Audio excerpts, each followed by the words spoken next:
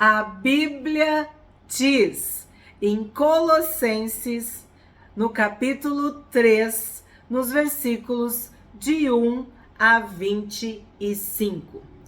Portanto, se vocês foram ressuscitados juntamente com Cristo, busquem as coisas lá do alto, onde Cristo vive, assentado à direita de Deus.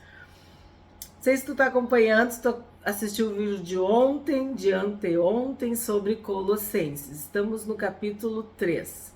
Então a gente percebe que Paulo tá fazendo um exercício de identidade com os colossenses.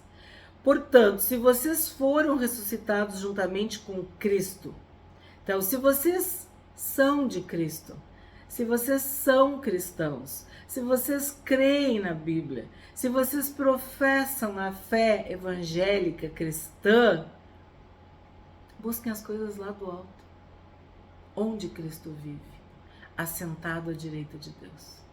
A tua vida aqui na terra tem que reverberar a vida de Deus, a vida de Cristo.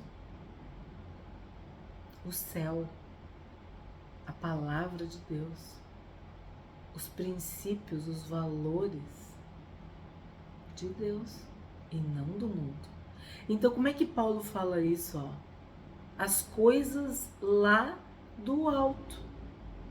Do alto. Não é aqui da terra. Tu é de Deus? Tu é de Cristo? Então, tu tem que olhar para o alto. Tu tem que buscar o que está no alto, o que é superior, o que é melhor. Se vocês foram ressuscitados juntamente com Cristo, significa que vocês têm uma nova vida. E essa nova vida deve ser vivida de acordo com o padrão do alto, onde Cristo vive. 2. Pensem nas coisas lá do alto e não nas que são aqui da terra. No capítulo de ontem, a gente viu que Colossos, e que a igreja estava tendo um ensino falso. Havia falsos mestres, que estavam ensinando culto a anjos, misticismo, doutrinas humanas, filosofias, ideologias, falácias, argumentos mentirosos. E Paulo tá falando o quê? Não é para tu ficar pensando nessas coisas daqui da terra, nessas coisas mundanas, terrenas, naturais. Tu tem que pensar nas coisas lá do alto, não do que tá rasteiro, baixo, pequeno, humano, demoníaco. Porque a gente vê, Tiago fala sobre isso, de que a sabedoria de Deus ela é do alto e a sabedoria da terra ela é demoníaca.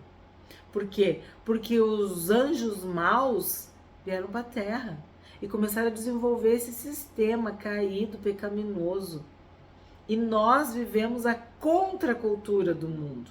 Nós vivemos o padrão do céu. Nós acreditamos na Bíblia. E a Bíblia é a nossa regra de fé e conduta. É o padrão da nossa vida. É o que a Bíblia diz que nós seguimos. Não é o que tem na terra. Não é o que tem no mundo. Não é o que é propagado, ensinado no mundo. E olha que interessante. Busquem as coisas lá do alto. E depois ele fala o quê? Pensem nas coisas lá do alto. Então tu busca, tu procura. E é isso que vai ocupar teu pensamento. É isso que vai controlar a tua vida. Aquilo que tu recebe do alto. Busca do alto e pensa no que é do alto. 3. Porque vocês morreram e a vida de vocês está oculta juntamente com Cristo em Deus. Quando Cristo, que é a vida de vocês, se manifestar, então vocês também serão manifestados com Ele em glória. A nossa esperança, né, a esperança da glória é Cristo em nós, Cristo aperfeiçoado, renovado, manifestado em nós. É a esperança da glória.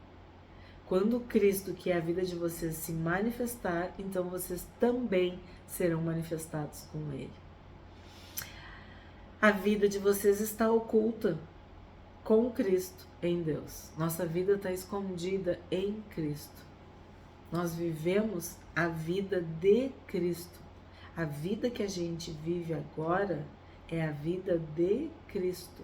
São os valores e os padrões de Cristo, expressos, ensinados, manifestados, revelados na Bíblia, na palavra de Deus. 5. Portanto, façam morrer tudo que pertence à natureza terrena. Então, há um contraste entre o que é espiritual e o que é carnal, entre o que é do alto e o que é da terra, entre o que é do céu e o que ele está dizendo aqui, ó, o que é do mundo. Façam morrer tudo que pertence à natureza terrena: imoralidade sexual, impureza, paixões, maus desejos e a avareza, que é a idolatria. Por causa destas coisas é que vem a ira de Deus sobre os filhos da desobediência. Nós estudamos isso em Efésios. Viram como é parecido? Como é, assim, que eu digo, uma assinatura, uma digital do apóstolo Paulo? Porque esses pecados são pecados que fazem muito mal. Todo pecado faz mal. Mas a gente já estudou, existem pecados, pecadinhos e pecadões. Existe aquele pecado que é o cabeça, pecado capital, aquele pecado que já traz consigo outros pecados embutidos.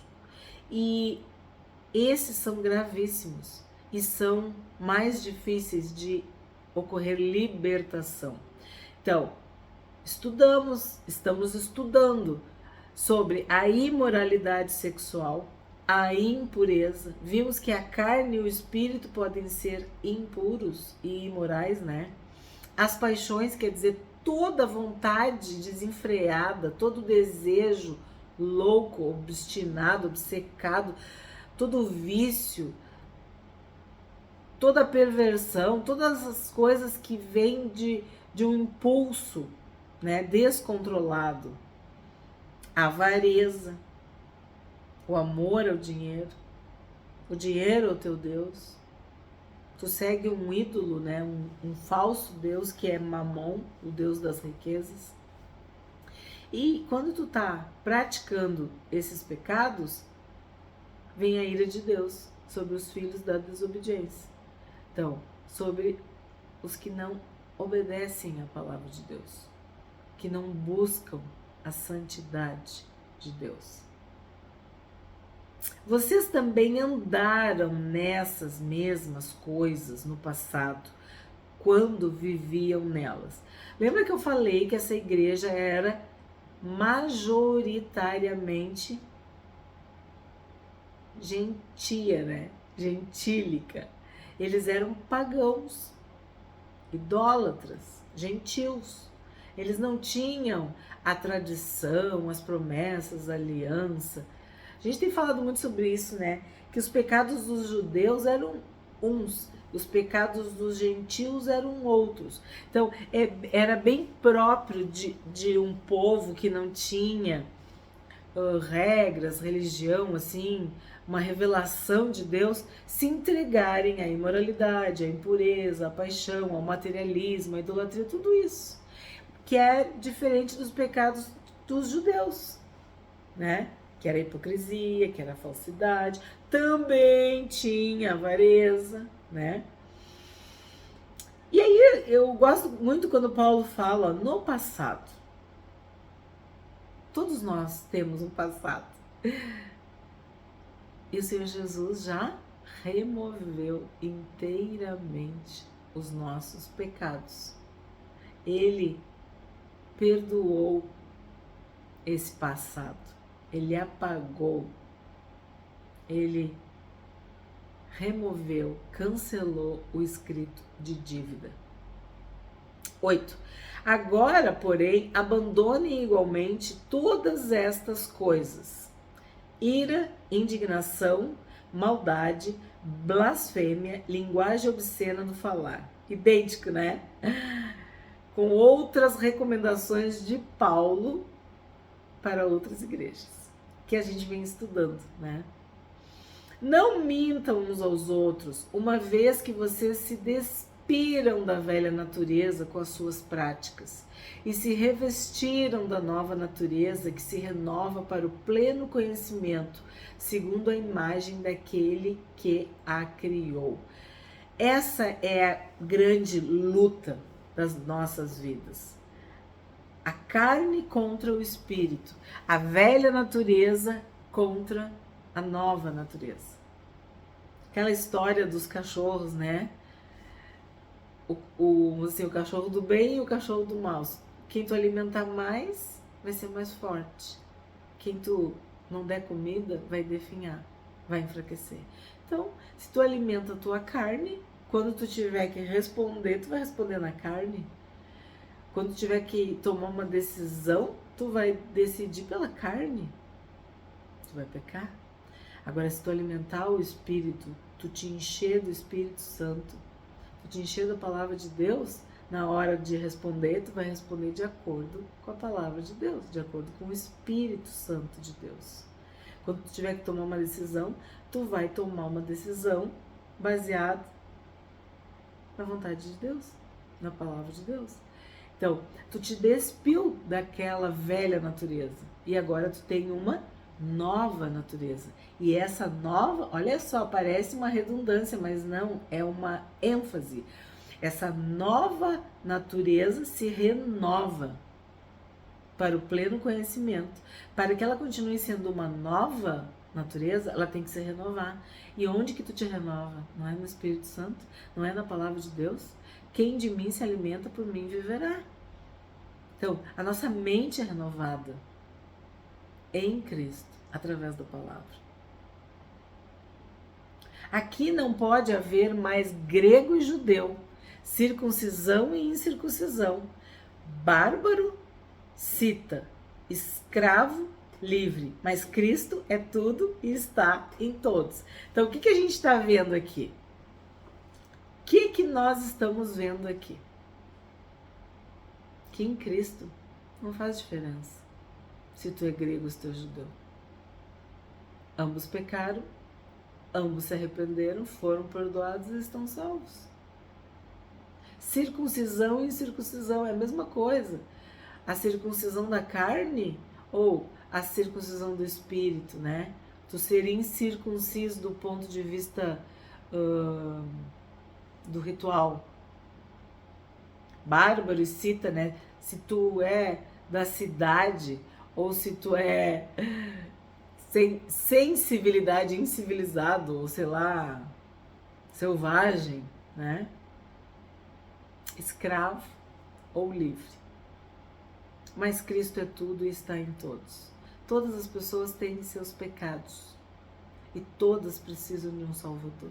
Não importa a condição social, cultural, onde ela nasceu, nada importa. O que importa é que ela é um ser humano e precisa do perdão dos seus pecados para ser salvo. Portanto, 12. Portanto, como eleitos de Deus, santos e amados, revistam-se de profunda compaixão, de bondade, de humildade, de mansidão, de paciência.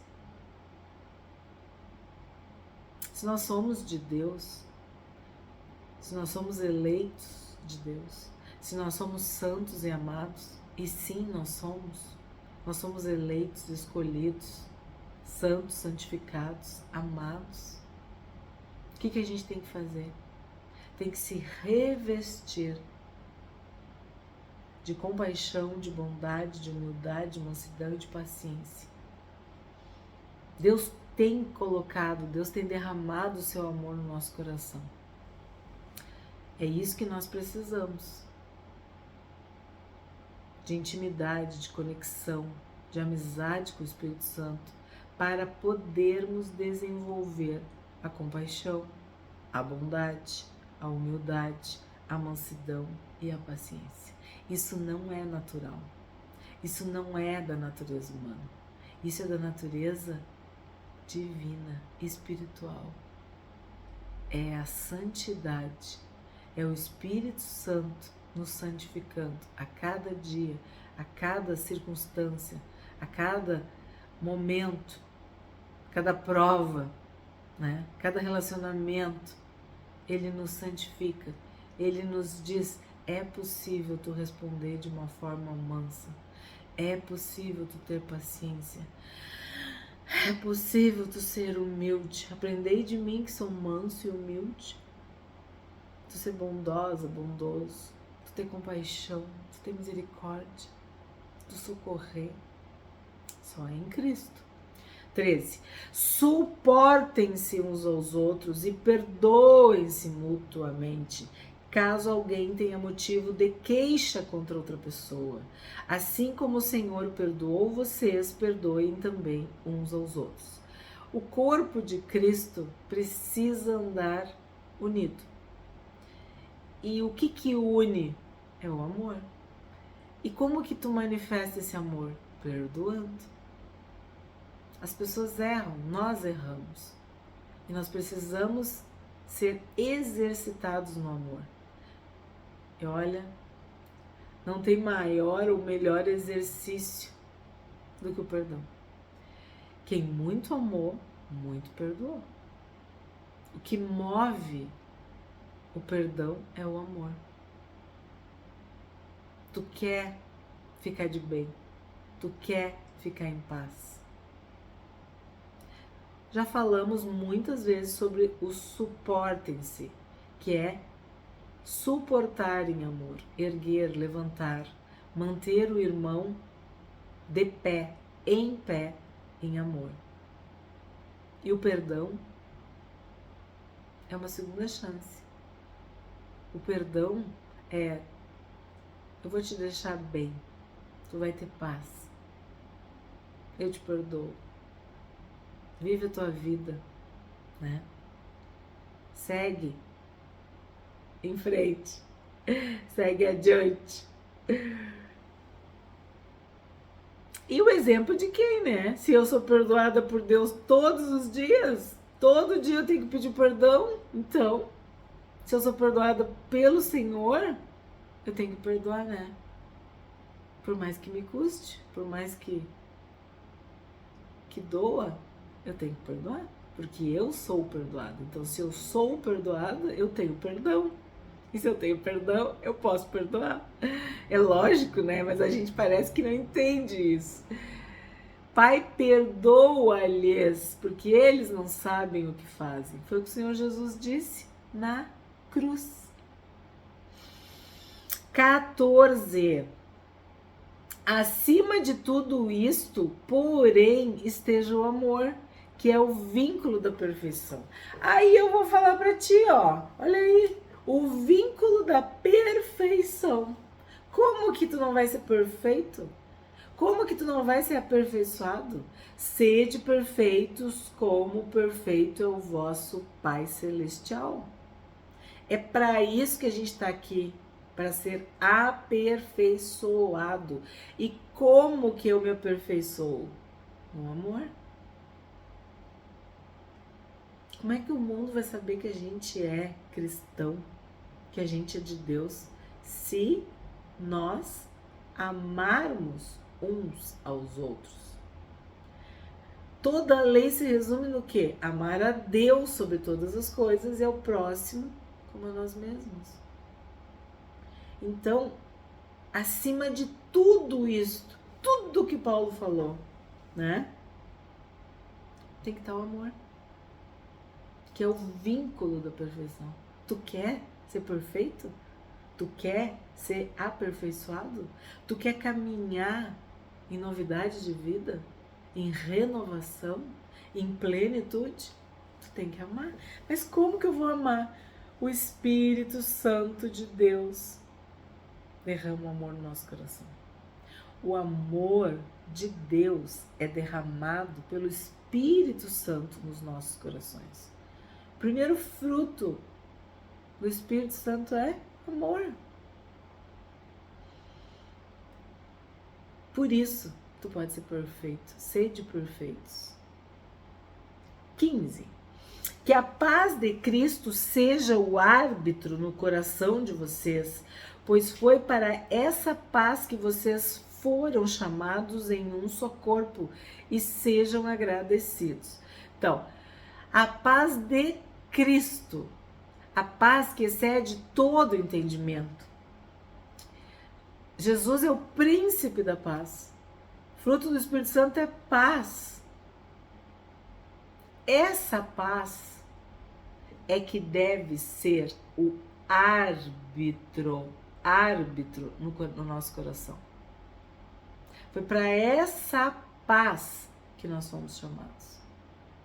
Então, quando eu digo, né, às vezes a pessoa quer pecar em paz. Então, não é a paz que a pessoa organiza a vida dela, ou as circunstâncias, ou a ausência de guerra.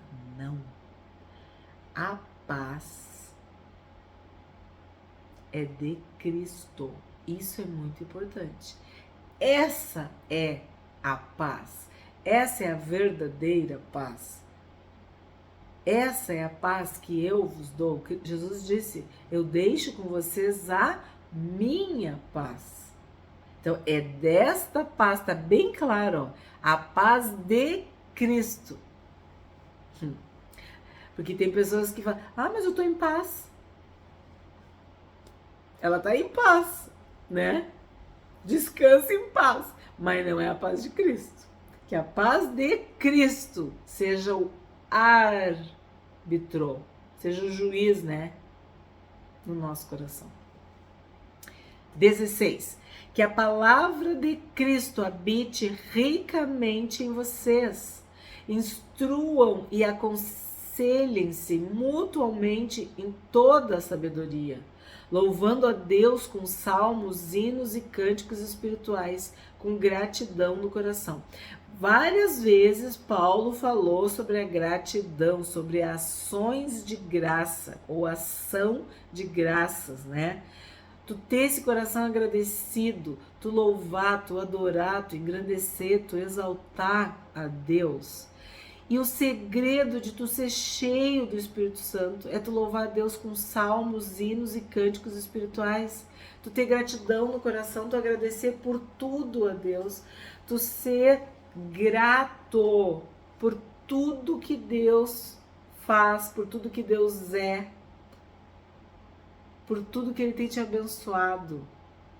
E tudo que fizerem, seja em palavra, seja em ação, façam em nome do Senhor Jesus, dando por Ele graças a Deus, Pai. É isso que nós queremos. Dar graças a Deus, Pai, por tudo que a gente faz. Seja em palavra, seja em ação. Que a nossa vida seja a expressão maior de gratidão, de louvor a Deus. 18. Esposas, que cada uma de vocês se sujeite a seu próprio marido como convém no Senhor. Como convém no Senhor. Temos falado sobre isso, né? Várias vezes já.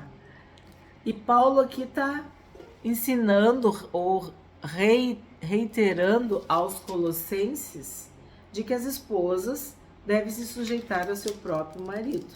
Maridos, que cada um de vocês ame a sua esposa e não a trate com amargura. Quando Deus fala para a mulher se sujeitar, É porque nesta ordem, neste mandamento, há uma proteção para nós. Então, se eu me sujeito, eu estou agradando a Deus. Porque isso convém, tá? E o marido, quando ele ama a sua esposa e não a trata com amargura. O que é amargura? É um ressentimento, é um rancor, é uma falta de perdão, é uma rejeição, uma grosseria, alguma coisa que não é boa. Então, cada um de vocês ame a sua esposa e não a trate com amargura. Porque o amor não pode andar com amargura, né? Então são duas coisas importantes aqui. E tu vê que esses versículos sobre a esposa, o marido, que tem vários vídeos no canal, vários. Paulo sempre agrega, sempre acrescenta, sempre desenvolve a ideia. E aí aqui para os Colossenses ele fala sobre a amargura. Aí a gente deve pensar assim, o que Epáfras falou para Paulo? Ou o que Paulo ficou sabendo? O que estava rolando lá que ele faz esse adendo, ele coloca esse com amargura. 20. Filhos, em tudo obedeçam a seus pais, pois fazer isso é agradável diante do Senhor. A outra tradução dizia, é grato diante de Deus, é grato ao Senhor. Quer dizer, Deus se agrada, Deus fica feliz quando os filhos são obedientes, né, aos seus pais. E olha que diz, é em tudo, hein? 21. Pais, não irritem os seus filhos para que eles não fiquem desanimados. Então, o que acontece? A gente viu que os pais não devem provocar seus filhos a ira. E aqui tá dizendo, ó, não irritem para eles não ficarem desanimados. Aí tu vê essa geração que não sabe o que quer, que procrastina, que não tem sonho, que não faz nada. Estão desanimados. Pais, não irritem seus filhos. 22. Servos, obedeçam em tudo a seus senhores aqui na terra, não servindo apenas quando estão sendo vigiados, visando somente agradar pessoas, mas com sinceridade de coração, temendo o Senhor. Quando tu trabalha, tu tem que pensar que tu está trabalhando para Deus, que o teu chefe é Deus. Então tu não vai murmurar, tu não vai fazer nada errado, porque tu é cristão, né? Tu é de Deus, então tu quer honrar a Deus. Então obedeçam em tudo a seus senhores aqui na terra, não servindo apenas quando estão vigiados, quando tem uma câmera, né? Não, tu vai fazer isso com sinceridade de coração, temendo ao Senhor. Tudo o que fizerem, façam de todo o coração, como para o Senhor e não para as pessoas, sabendo que receberão do Senhor a recompensa da herança. É a Cristo, o Senhor, que vocês estão servindo. O que a gente imagina? De que na igreja deveria ter patrões e servos, e empregados. Então, porque tu tem sempre que lembrar que isso aqui está sendo escrito para a igreja, para os santos, para os irmãos, para os fiéis. Então tu vem aqui pensando assim, por que ele está falando isso? É bem provável que tinha um chefe e um empregado na mesma igreja e que estava rolando alguma coisa também. A gente deduz isso, né? Então, é a Cristo Senhor que vocês estão servindo. E quem fizer injustiça receberá em troca a injustiça feita. E nisto ninguém será tratado com parcialidade. Então, ele não vai aliviar para ninguém, tá? Ele não vai aliviar para ninguém. O que a gente aprende hoje com esse capítulo 3 de Colossenses? De que nós devemos buscar as coisas do alto e pensar nas coisas do alto, onde Cristo vive. Não devemos mentir para os outros. Não devemos faltar com a verdade. Se tu é de Deus, tu é salvo por Jesus. Jesus é o caminho, a verdade e a vida. Então tu não pode mentir para os teus irmãos. Não pode mentir para ninguém. Mas como o assunto é na igreja, não minta para os irmãos. Não mintais uns aos outros. Acima de tudo esteja o amor, que é o vínculo da perfeição. Seja a paz de Cristo o árbitro em vosso coração e sede agradecidos. Habite ricamente em vós a palavra de Cristo. E tudo o que fizerdes, seja em palavra, seja em ação, fazei-o em nome do Senhor Jesus, dando por ele graças a Deus Pai. Que seja assim.